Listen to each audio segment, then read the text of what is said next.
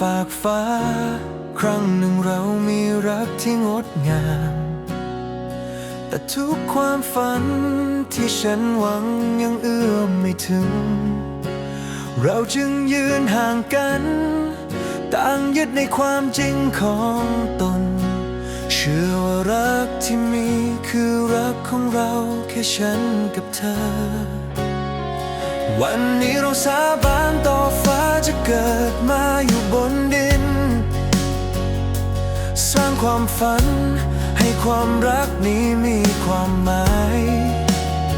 ฉันภาวนาให้หัวใจเธอเป็นของฉันเพียงคนเดียวชีวิตคู่ความรักที่เรารอคอยจะได้เห็นแต่สวรรค์ทดสอบหัวใจ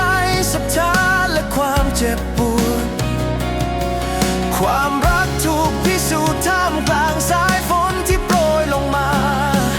เธอเกิดมาพร้อมความสุขสบายและแสงสว่างฉันเกิดมาพร้อมความลำบากความยากจนและรัตติการเมื่อทางของเราตัดกัน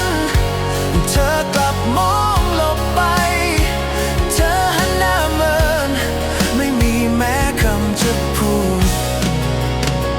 เธอไม่รู้เลยว่าฉันคือคนที่เธอเคยขอพรคนที่เธอภาวนาอยากใช้ชีวิตจนวันสุดท้าย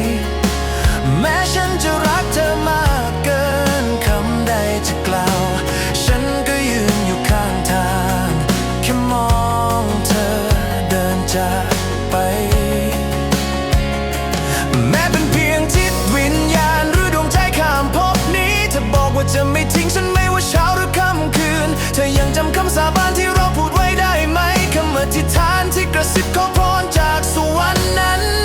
ก่อนหุบแสมรักนี้จึงไม่เหมือนเดิมอีกแล้ว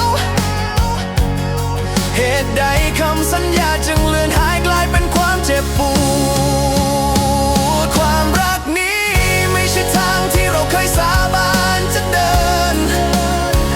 ไม่ใช่ความฝันที่เราสัญญาให้สวรรค์ได้เห็นแต่ฉันยังคงอยู่ตรงนี้เสมอรอให้สวรรค์เปิดตาเธอได้รักฉันรออย่างเงียบงันผ่านการเวลาและน้ำตากอดชื่อของเธอไว้ผ่านปีเดือนนับไม่ถ้วนหากโชคชะตาเปิดทางให้หัวใจเธอได้เห็นเธอจะรู้ในที่สุดว่ารักนี้คือฉันไม่ว่าระยะทางไกลเพียงใด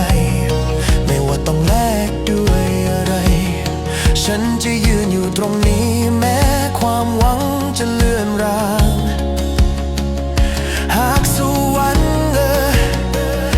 หากความจริงส่องผ่านเธอจะพบฉันรอ